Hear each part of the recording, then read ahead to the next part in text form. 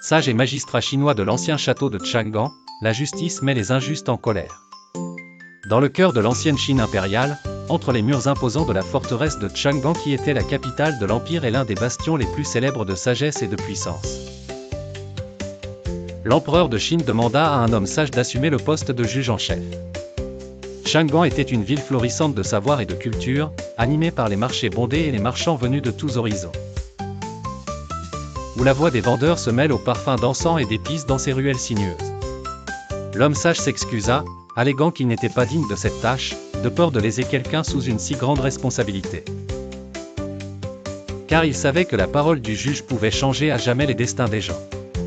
Cependant, l'empereur insista, voyant dans le refus du sage pour ce poste élevé une forme d'humilité et de piété, ce qui augmenta encore l'admiration de l'empereur pour les vertus de ce sage.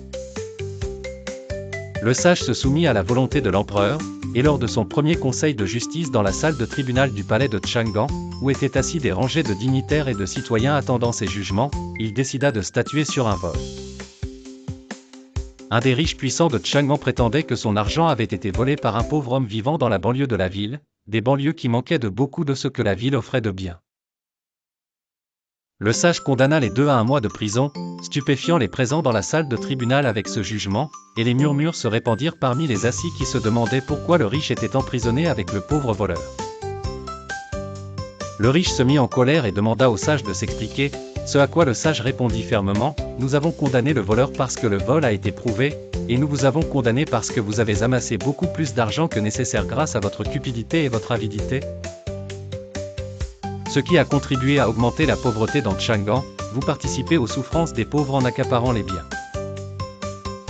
Le riche se rendit chez l'empereur dans son appartement privé du palais de Chang'an et lui expliqua ce qui s'était passé lors du jugement, ajoutant d'une voix en colère, « Ce sage dit la vérité mais il représente un danger pour nous tous.